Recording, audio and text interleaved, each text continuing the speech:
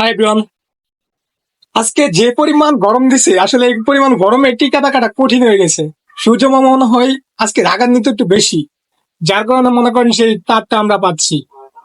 আসলে এই গরমে দোকানে টিকা থাকাটা কঠিন হয়ে গেছে। যেমন দোকানে ছোট ভাই আসছে, ছোট ভাই এসে বলতেছে কিছুক্ষণ দোকানদারি করছে সে। আমি দোকান থেকে বের হয়ে গেছিলাম এই গরমের জন্য, তখন তারে কিছুক্ষণের জন্য বসায় রেখে গেছি।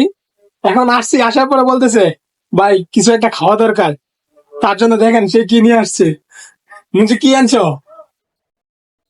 ওট স্যালাইন আর বল আর কলের পানি কলের ঠান্ডা পানি, হ্যাঁ? কলের ঠান্ডা পানি।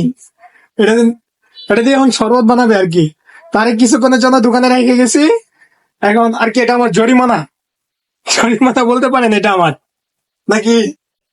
জরিমানা না, এটা আর কি শরীরের জন্য আর কি ভালো একটা দিতেছি, জ্ঞান দিলাম আর আজকে যে পরিমাণ গরম আর যে পরিমাণ তাপ, আসলে এই অবস্থাতে আমাদের উপরে কিন্তু ফ্যান চলতেছে। উপরে ফ্যান চলার অবস্থায় আমাদের শরীর কিন্তু ঘামতেছে। তাপ আজকে প্রচুর, যা বলা বাহুল্য। যেমন আমি যদি আপনাদেরকে বাহিরের ভিউটা দেখাই, যে দেখেন আকাশের অবস্থাটা কি অবস্থা, আর রোদ, উফ। সব দোকান বন্ধ। আর এখানে আশেপাশে যা দোকান আছে সব দোকান বন্ধ, একমাত্র আমার দোকানটাই মনে হয় এই সাইডে খালি খোলা। আর সকল দোকানদার চলে গেছে।